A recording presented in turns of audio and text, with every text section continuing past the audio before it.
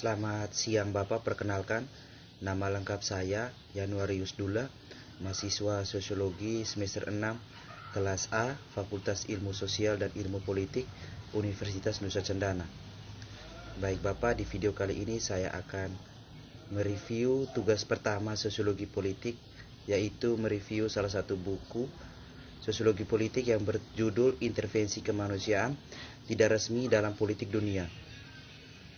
Baik, langsung saja ke pembahasan. A. Teori Masyarakat Internasional, Dasar Solidarisme dan Pluralisme. Agenda Sekolah Bahasa Inggris pertama yang dibentuk pada tahun 1950-an dan 1960-an difokuskan pada pertanyaan bagaimana struktur internasional dibentuk dan dipertahankan.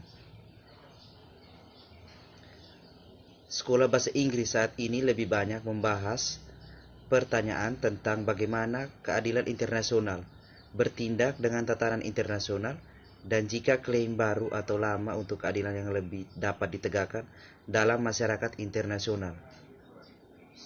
Sub yang pertama, struktur internasional dan asumsi normatif. Entitas dasar dari struktur internasional dewasa ini adalah negara bagian. Negara didefinisikan sebagai suatu badan yang memiliki supremasi tentang semua individu dan entitas di dalam wilayah mereka dan yang mewakili mereka dalam interaksi dengan negara bagian lain. Tingkat kedua sekaligus merupakan bidang utama penelitian teori sekolah bahasa Inggris, masyarakat internasional. Tingkat ketiga dari struktur internasional tidak serta-merta didasarkan pada negara sebagai entitas dasar seperti tingkat sebelumnya. Dengan demikian didasarkan untuk berangkat dari teori masyarakat internasional, termasuk kemungkinan untuk masyarakat internasional. Apa yang sangat tidak mungkin adalah untuk meneliti H1 sambil mengabaikan pentingnya kepentingan bersama antara umum dan institusi bersama atau sistem negara sama sekali.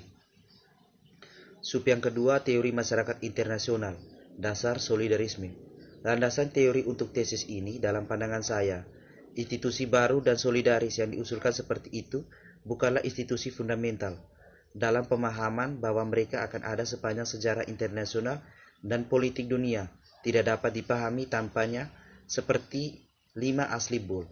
Saya percaya bahwa lembaga solidarisme yang bersumber dari aturan kerja sama harus lebih umum daripada proposi yang dibuat. Kemungkinan lembaga solidarisme dapat berupa pandangan internasional. Konsekuensinya, untuk landasan teoritis ini, saya akan tetap berpegang pada 5 institusi asli masyarakat internasional seperti yang disajikan oleh Bull. Yang pertama, perang atau konser. Yang kedua, kekuatan besar. Yang ketiga, keseimbangan kekuatan. Yang ketiga, keempat, diplomasi. Yang kelima, hukum internasional. Sub yang ketiga, dasar-dasar teoritis debat HI. Perdebatan tentang intervensi manusia tidak direduksi menjadi sekolah bahasa Inggris saja. Namun banyak argumen yang dipertukarkan antara dua sisi debat HI. Mereka dengan pendekatan progresif dan mereka dengan pendekatan skeptis adalah tertanam dalam sekolah bahasa Inggris dan wacana antara solidaris dan pluralis. Sangatlah masuk akal untuk menggunakan latar belakang yang kaya ini untuk terlibat dalam studi tentang intervensi kemanusiaan. B. Debat intervensi kemanusiaan. Sub yang pertama dari debat H1 hingga debat R2P, cendekiawan membuat politik. Karena ada debat H1 yang terdiksi, yang dapat ditelusuri kembali ke tahun 1970-an, debat ini bersifat progresif. Adapun perubahan namanya nanti debat R2P, tidak kekurangan pendukung yang antusias. Kontributor tidak hanya menganalisis jejak norma yang berkembang, tetapi menganjurkan penerapan konsep norma yang pasti. Debat tidak hanya terjadi dalam fraksi solidaris, namun pluralis adalah minoritas sepanjang perdebatan.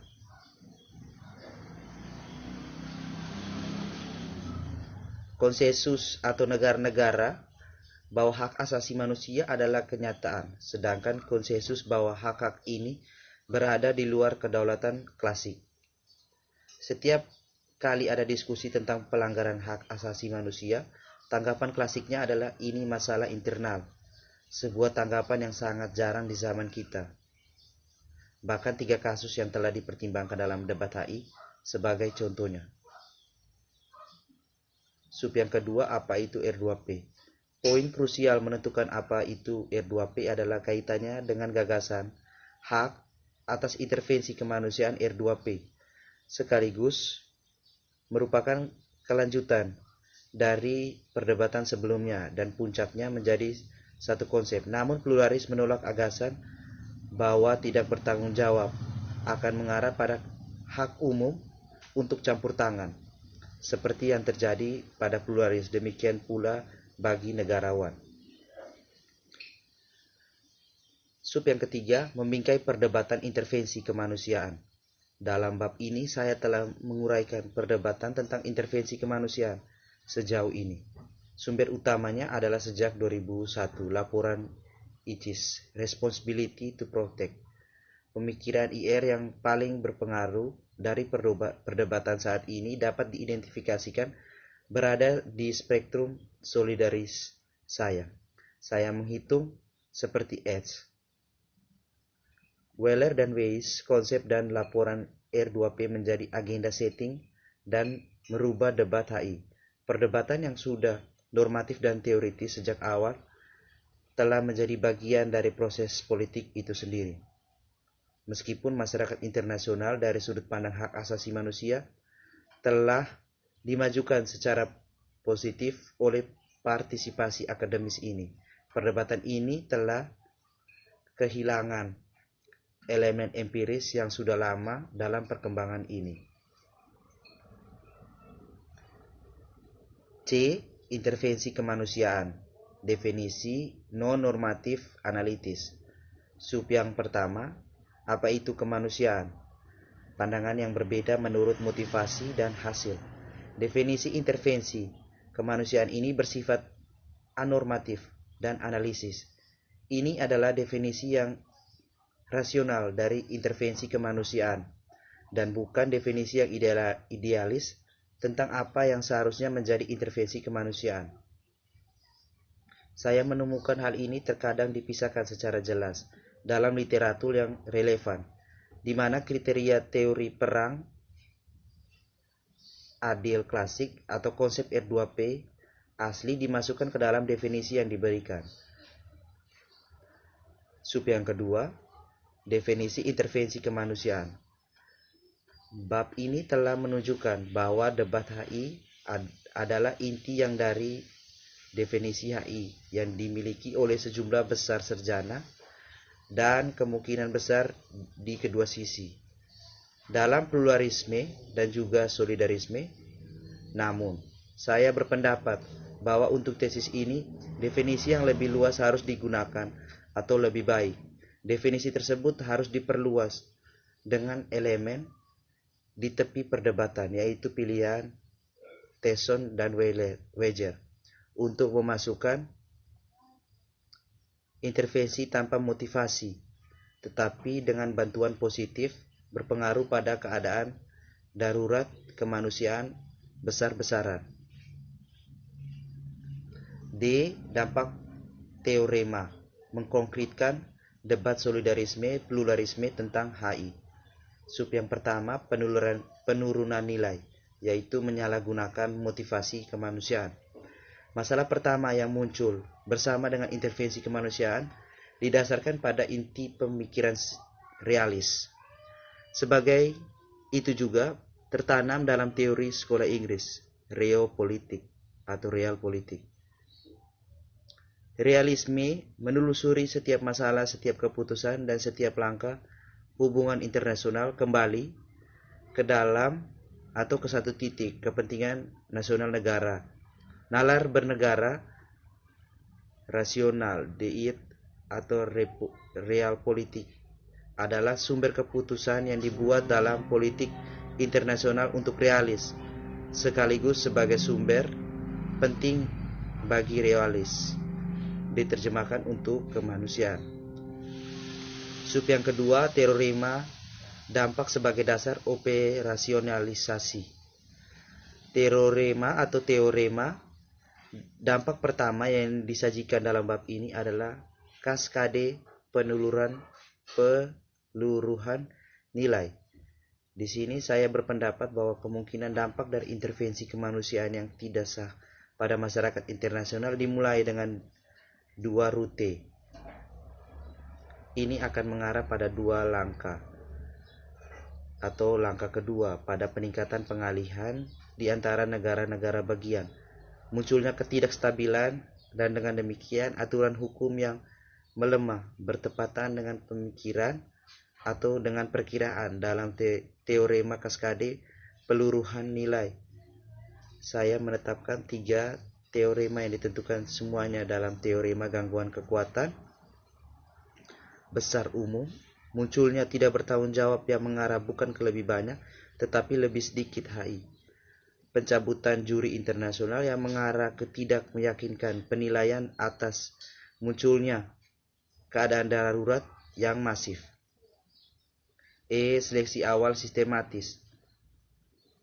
Adapun sub yang pertama, pendekatan dan kumpulan data untuk para selektif.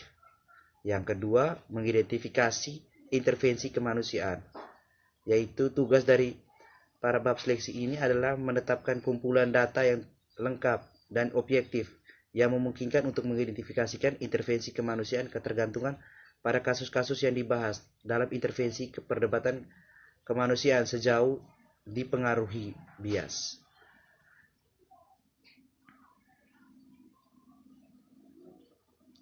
...203 kasus yang dihapus dipisahkan dalam kategori ini: perang antar negara, sengketa perbatasan, dukungan pemberontakan, kontra pemberontakan, perlindungan warga negara di luar negeri. Itu merupakan salah satu contoh dari 203 kasus tersebut. G. Operasional dan desain penelitian. Sub yang pertama, pendekatan metodologis. Metodologis yang digunakan untuk tes ini adalah perbandingan terstruktur atau terfokus. Sebuah pendekatan juga digambarkan sebagai perbandingan sistem dan kontekstual. Ini adalah pendekatan yang cocok untuk desain N kecil. Ini menggabungkan kasus klasik pendekatan studi yang menampilkan deskripsi yang memperkaya untuk setiap kasus dan pada saat yang sama mencakup kemampuan untuk menguji dan memperluas teori yang ada dengan perbandingan sistematis dan terfokus kasus yang mungkin membawa cahaya pada pola politik yang identik atau berbeda. Operasional dan desain penelitian. Dalam bab ini saya menjelaskan metode dan desain penelitian digunakan untuk tesis ini. Dengan itu menetapkan parameter metodologis. Penilaian analitis berikut akan dilakukan dengan perbandingan terstruktur dan terfokus untuk metode campuran, yaitu kuantitatif dan kualitatif.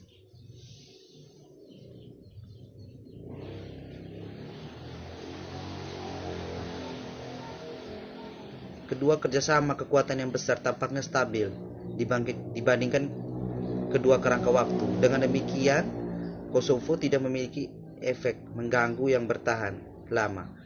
Ini terutama berlaku untuk kekuatan besar atau kekuatan barat dan Cina, Rusia, bagaimanapun mereka tertantang mengenai statusnya sebagai kekuatan besar. Ini adalah temuan negatif yang memang bisa ditelusuri kembali ke intervensi NATO. Konser kekuatan besar yang dipaksa, yaitu dampak UI NATO di Kosovo. UI yang dikenal luas di luar debat akademis adalah intervensi NATO di Republik Federal Yugoslavia pada tahun 1999. Setelah tinjauan singkat dari intervensi itu sendiri dan politik serta lingkungan kemanusiaan, saya akan menyajikan temuan statistik untuk dampak pada tatanan internasional. Diskusi berdasarkan penilaian dalam literatur akan mengikuti setelahnya yang secara kuantitatif dan kualitatif lebih diperkaya daripada diskusi untuk intervensi ECOWAS.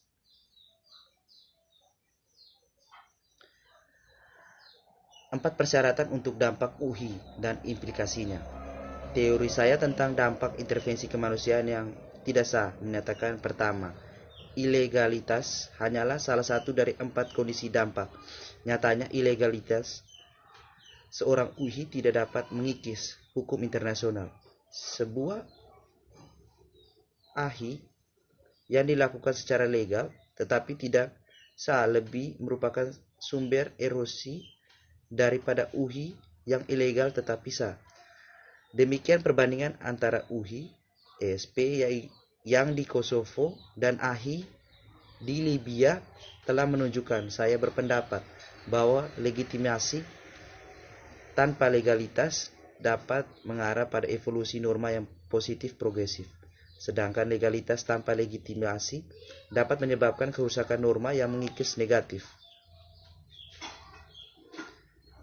Kesimpulan.